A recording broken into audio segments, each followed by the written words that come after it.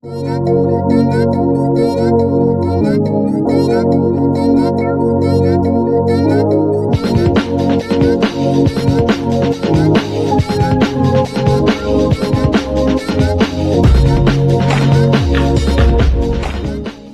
aqui quem fala é o Anderson e hoje estamos aqui com o primeiro vídeo do nosso canal Fatos Históricos.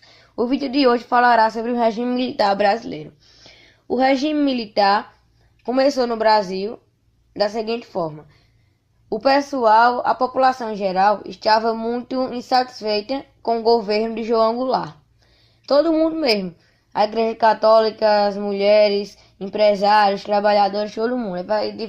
Faziam várias manifestações.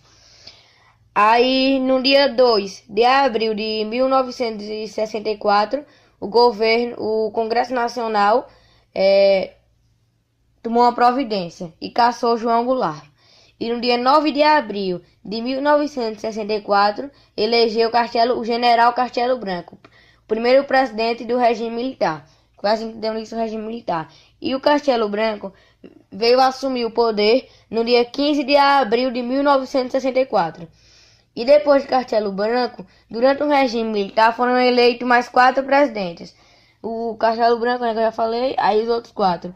O Arthur Costa e Silva, mais conhecido como General Costa e Silva, o General Emílio Médici, o General Geisiel e o General João Figueiredo, com destaque para o governo Médici, do General Médici, com 83% de aprovação. E assim, aí o pessoal fala, mas o regime militar, muita gente desapareceu, muita gente morreu e tinha repressão à oposição. Mas uma coisa poucos sabem é que no regime militar brasileiro tinha partidos de oposição, coisas que em reais ditaduras como na China, esses cantos assim, não tem partido de oposição, onde foram instauradas verdadeiras ditaduras. Por isso que o regime militar brasileiro não foi uma ditadura, sim um regime. E quem elegeu os presidentes militares brasileiros, tanto o primeiro como todos os outros, foram o Congresso Nacional. E outra coisa, durante o regime militar brasileiro, que durou 21 anos, só foram dadas como desaparecidas somente 486 pessoas, um número muito baixo. E outra, a maioria dessas pessoas que eram dadas como desaparecidas é por causa de uma coisa, que as pessoas esquerdistas, no caso, iam treinar em Cuba e vinha dinheiro da Coreia do Norte e eles iam para luta armada contra o exército. Aí a maioria com documento falso, aí morria ou era preso, alguma coisa, era dado como desaparecido. Não tinha documento, ninguém sabia quem era. Aí muita gente fala, mas os esquerdistas naquela época queriam um abaixo à ditadura, que eles chamavam de ditadura. Primeiro não era ditadura, eles diziam, mas eles lutavam pela democracia, contra a ditadura.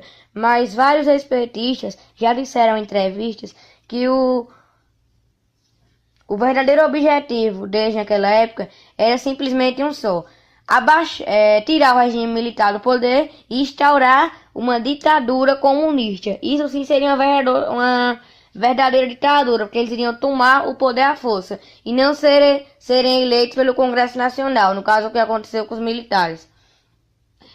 E que muita gente não sabe, um exemplo mesmo: Dilma Rousseff, ex-presidente do Brasil e militante naquela época, que se dizia contra a ditadura opressora.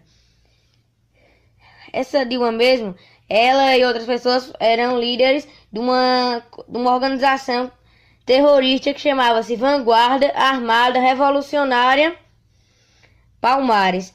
Essa organização dela e de outros comunistas, esquerdistas no caso, foi responsável pela morte de vários soldados do exército e vários assaltos a bancos, sequestro de avião e etc. Ela era terrorista mesmo, por isso que foi presa naquela época. Aí o povo, não, mas prenderam a Dilma porque ela era inocente, só porque ela era contra a ditadura, não sei o que, ditadura, não sei o que. E outra, o pessoal fala, mas torturaram muita gente, realmente, devem ter torturado, mas quem torturava eram os terroristas. Tem que torturar mesmo, os caras iam pra vadiar, iam pra luta armada. Como é que não merece tortura? Tem que levar tortura mesmo.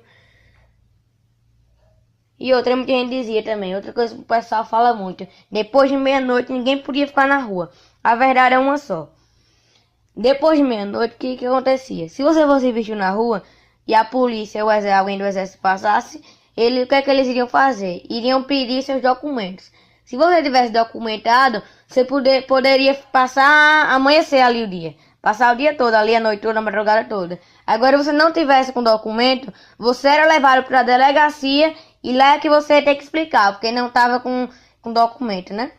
E ó, uma coisa pouca gente sabe também é que durante o regime militar brasileiro, a economia do Brasil saltou da 49ª para a 8ª e foi criado o 13º salário, o FGTS, o PIS/PASEP e foram gerados durante os 21 anos de regime militar cerca de 13 milhões de empregos. E também foram criadas grandes empresas como a Embraer, a Telebrás, a Intelbras, a Embratel e duas grandes hidrelétricas que hoje são responsáveis por cerca de 1/4 da produção de energia no Brasil. Foram elas a Itaipu, quer dizer, e a Tucuruí. E outra coisa pouca gente sabe, quando o regime militar começou, no Brasil não tinha nem 100 quilômetros de asfalto direito. E quando ele terminou, o Brasil já continha 64 mil quilômetros de asfalto. E ele também, o regime militar, reformou 20 portos e construiu mais 4. Coisas que beneficiaram bastante o Brasil, melhoraram bastante. E como o regime militar terminou, as pessoas tinham opinião direta já, muitas pessoas. Aí o que aconteceu? Teve as eleições e elegeram Tancredo Neves no dia 15 de março de 1985. E o Tancredo Neves não chegou a assumir, porque ele faleceu no dia 21 de abril de 1985. Aí quem assumiu foi seu vice, José Sarney. E foi isso, galera. Quem tiver sugestão de vídeo, deixa aí nos comentários. Alguma crítica construtiva, pode deixar também, que vai me ajudar bastante. E já deixem um like, se inscrevam-se no canal e ativem o sininho de notificações. Toda vez que chegar vídeo novo, vocês serão notificados. Foi isso, falou!